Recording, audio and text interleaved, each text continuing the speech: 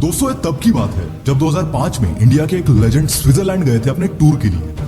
26 मई 2005 को वो स्विट्जरलैंड में लैंड हुए थे।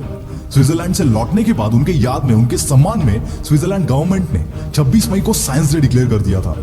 दोस्तों आप समझ ही गए होंगे मैं किसके बारे में बात कर रहा हूँ। जी हाँ दोस्तों, आज की इस बिग शॉट सीरीज में हम बात करेंगे हमारे missile man APJ Abdul Kalam जी के बारे में, उनकी लाइफ की जर्नी और ऐसे ही कुछ इंटरेस्टिंग किस्से अपने अंदाज में मैं आज आपके साथ शेयर करूंगा। एपीजे अब्दुल कलाम जी का जन्म तमिलनाडु के रामेश्वरम शहर के एक छोटे से गांव धनुषकोडी में एक बहुत ही गरीब परिवार में हुआ था, जहां उनके पिता एक छोटी सी नाव चलाया करते थे, जिससे उनकी फैमिली को मुश्किल से 2 वक्त की रोटी नसीब होती थी। उनके घर में कोई भी पढ़ा लिखा नहीं था, लेकिन उन्हें बचपन से ही पढ़ाई लिखाई का बहुत शौक था। गरीब होने के बावजूद उनकी फैमिली उन्हें पढ़ाई के लिए पूरी तरह से सपोर्ट करती थी। लेकिन एपीजे अब्दुल कलाम जी हर सुबह स्कूल जाने से पहले न्यूज़पेपर बेचा करते थे, ताकि उनकी फैमिली पर उनके पढ़ाई का ज्यादा प्रेशर ना आए। स्कूल में उनके मार्क्स उतने अच्छे नहीं आते थे, लेकिन वो हार्ड वर्किंग स्टूडेंट्स में से एक थे। उनका हमेशा सिर्फ एक फोकस रहता था कि हर दिन कुछ नया सीखा जाए, और इसीलिए वो घंटों घंटों तक पढ़ाई किया करते थे। बचपन से ही वो इंडियन आर्म फोर्सेस के पायलट बनना चाहते थे, इसीलिए उन्होंने अपनी स्कूलिंग खत्म होने के बाद मद्रास इंस्टीट्यूट ऑफ टेक्नोलॉजी के तहत एरोस्पेस इंजीनियरिंग में एडमिशन लिया। ये किस्सा तब का है जब वो मद्रास इंस्टीट्यूट ऑफ टेक्नोलॉजी में पढ़ रहे थे। उस वक्त वो एक सीनियर क्लास कॉलेज के प्रोजेक्ट पर काम कर रहे थे, और उस प्रोजेक्ट के प्रोग्रेस को लेकर कॉलेज के डीन उनसे बहुत गुस्सा हो गए, और उन्होंने एपीजे अब्दुल कलाम जी से कहा कि अगर 3 दिन में ये प्रोजेक्ट कंप्लीट नहीं हुआ तो मैं तुम्हारी स्कॉलरशिप कैंसिल कर दूंगा। ये बात सुनकर एपीजे बहुत घबरा गए, और उन्होंने दिन रात बैठकर 3 दिन के अंदर उस प्रोजेक्ट को कंप्लीट कर दिया।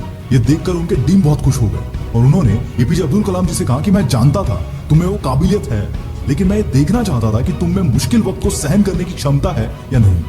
कॉलेज खत्म होने के बाद जब एपीजे अब्दुल कलाम जी ने इंडियन आर्म फोर्सेस में फाइटर पायलट के पोस्ट के लिए अप्लाई किया, उस वक्त सिर्फ 8 वैकेंसीज ओपन थी, और बदकिस्मती से उनका 9 नंबर आया और वो आर्म फोर्सेस के लिए सिलेक्ट नहीं हो पाया। जिसके बाद उन्होंने Defence Research and Development Organisation यानी कि डीआरडीओ ज्वाइन की, जहां वो छोटे से होवरक्राफ्ट डिजाइन किया करते थे। लेकिन वो डीआरडीओ में अपनी जॉब से खुश नहीं थे, क्योंकि उन्हें वहां कुछ नया सीखने नहीं मिल रहा था। तभी उनकी मुलाकात हमारे इसरो के फाउंडर विक्रम साराभाई जी से हुई। उनको एपीजे अब्दुल कलाम जी की मेहनत और हर वक्त कुछ नया सीखने की चाह बहुत पसंद आई, और उसके बाद उनका डीआरडीओ से इसरो में ट्रांसफर हुआ। इसरो में एपीजे अब्दुल कलाम इंडिया के सबसे पहले successful satellite launch SLV-3 Rohini के प्रोजेक्ट डायरेक्टर थे। उसके बाद उन्होंने कई प्रोजेक्ट्स इनिशिएट किए। 1980s में पृथ्वी मिसाइल सक्सेसफुली लॉन्च करने के बाद उन्हें नासा ने जॉब ऑफर करने की कोशिश की, लेकिन उन्होंने उसे ठुकरा दिया।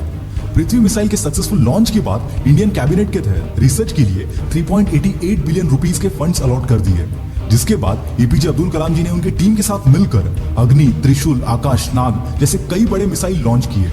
उनके लीडरशिप के अंडर इंडिया को सबसे बड़ी कामयाबी तब मिली जब 1998 में इंडिया ने सीक्रेटली सारे न्यूक्लियर बॉम्ब टेस्ट करके इंडिया को सारी दुनिया के सामने एक न्यूक्लियर पावर घोषित कर दिया, जिसके बाद एपीजे अब्दुल कलाम जी को मिसाइल मैन ऑफ इंडिया के नाम से बुलाया गया। 2002 में एपीजे इंडिया के 11th प्रेसिडेंट बने। अपने प्रेसिडेंशियल टर्म के वक्त जब वो केरला विजिट के लिए गए थे, उस वक्त उन्होंने 2 लोगों को केरला के राजभवन में as a presidential guest invite किया था। वो 2 लोग कोई बड़े सेलिब्रिटी नहीं थे, बल्कि एक चपरासी और एक छोटे से होटल का मालिक था, जिनके साथ उनकी त्रिवेंद्रम में काम करते वक्त दोस्ती हो गई थी। ऐसा ये किस्सा 2005 का है, जब उनकी फैमिली राष्ट्रपति भवन में रहने आई थी। लगभग 10 दिन तक उनकी फैमिली के 52 लोग राष्ट्रपति भवन में थे, और उनके जाने के बाद एपीजे अब्दुल कलाम जी ने 3,52,000 अपनी फैमिली के रहने और खाने का खर्चा सरकार को दिया था।